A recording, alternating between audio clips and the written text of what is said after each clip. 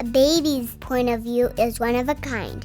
We love to go to new places and experience new things. Wherever you take us, we depend on you to keep us safe. So remember this. Next time when you are out and about with your baby, their point of view should be facing the rear. That's right.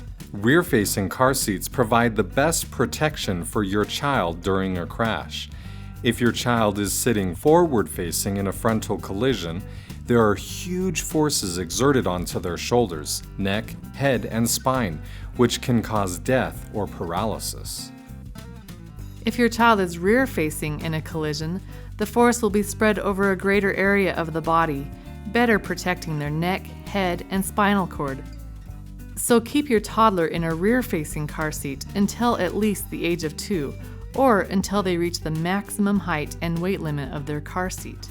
And just keep in mind that although your child's legs may fold like this as they grow taller, having their legs in this position is not a safety risk. So give them the chance to discover new things and keep them nice and safe while they are having the ride of their life. There are 2 types of rear-facing car seats: infant seats and convertible seats.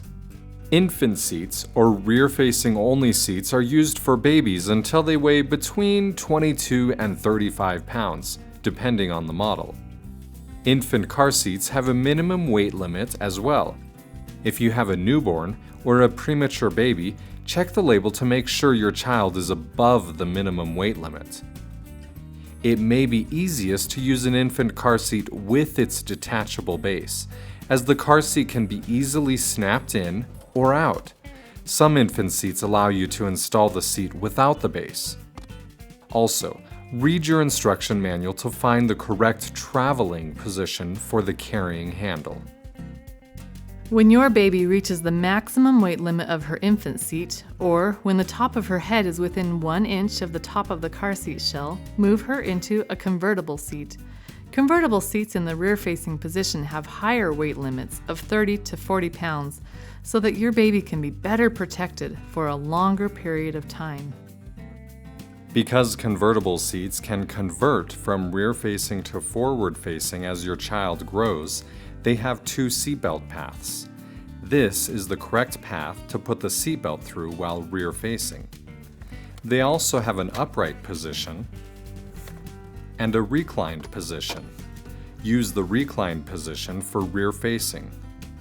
Convertible car seats have a top tether strap for forward-facing use. Unless your manual allows for their use while rear-facing, shorten the strap so it won't swing up and hit your child. For both types of rear-facing car seats, you will notice several slots on the back of the car seat.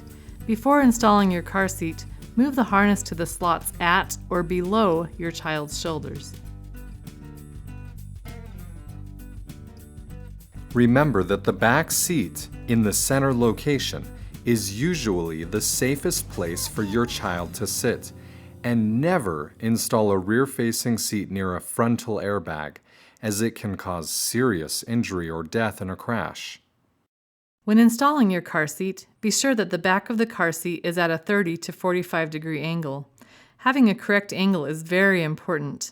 If the car seat is leaning too far back, during a crash, too much force will be absorbed by the child's shoulders. If the seat is leaning too far forward, the baby's head can fall forward and make it difficult for them to breathe. To obtain the correct angle, use the adjustable foot on the detachable base. If your car seat does not have an adjustable base, you can use a foam pool noodle or a tightly rolled towel instead. Check the recline indicator to make sure your car seat is at the correct angle. Now let's learn how to install your car seat tightly into your vehicle by using either the seatbelt or by using the latch system. First, we will install the car seat with a seatbelt. To have a tight installation, you need to lock your seatbelt so that it stays at a fixed length. Your seatbelt will lock at the latch plate or at the retractor. Here is a seatbelt that locks at the latch plate. Notice that when you pull on the latch plate with the belts parallel, the latch plate locks the seatbelt so that the seatbelt length does not change. If the latch plate does not lock and slides instead, check to see if your seatbelt locks at the retractor. Pull on the belt near the retractor. It will go back and forth like this. Slowly pull it all the way out to the end. Now, if the belt does not go back and forth anymore, but only gets shorter, the seatbelt locks at the retractor. Now that you know how your seatbelt locks, let's put your car seat in its place. Put the seatbelt through the correct belt path and buckle it in. If the seatbelt locks at the latch plate, pull on the excess webbing until it is snug. If the seatbelt locks at the retractor, lock it by pulling the seatbelt all the way out to the end. Then feed the belt back into the retractor until it is tight. Now use your body weight and a straight arm to push inward and downward on the car seat. Tighten the seatbelt until the car seat doesn't move more than 1 inch side to side or front to back.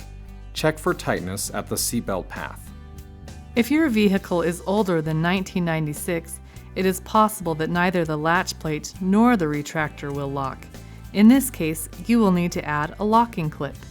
Only use a locking clip when your seatbelt has both a lap and shoulder portion. After buckling and tightening the seatbelt, hold both the lap and shoulder belts together to maintain the length. Then unbuckle the seatbelt and attach the locking clip less than 1 inch away from the latch plate. Push inward and downward on the car seat again and rebuckle. Some car seats have built-in lock-offs, which can be used instead of a locking clip. Read the instruction manual to find out how to use these built-in lock-offs. You have now learned how to install your car seat using the seatbelt. Let's do the same thing using the latch system. Since the year 2003, vehicles come equipped with lower anchors in the crack of the vehicle seat. These anchors can be found in the right and left rear seat positions, and only sometimes in the center. You can use either these lower anchors with the lower strap located on your car seat or the seatbelt to install your car seat, but don't use both at the same time. If you are using the seatbelt, secure the lower anchor clips to the car seat itself so they will not injure your child. To install a car seat using latch, put the lower strap through the correct belt path and clip the hooks downward into the lower anchors. Push the car seat inward and downward, tightening the strap until the car seat does not move more than 1 inch side to side or front to back. The top of a rear-facing car seat may move slightly, but it should be snug where the belt goes through at the belt path. Congratulations! Now you can put your child into your safely installed car seat. If your car seat has an adjustable crotch strap, move the strap to the slot closest to your child.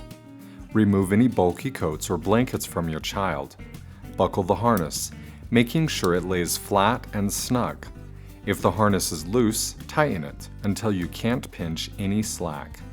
Move the chest clip to the armpit level, and remember, the harness should already be moved to the slot at or below the child's shoulders. If your newborn's head is falling to the side, place a rolled hand towel or receiving blanket on each side of your infant. Never place anything underneath the child or behind or above the head, and never attach anything to the harness straps. It's no secret that us kids are precious, so keep us safe and sound and properly bundled up every time we take a ride.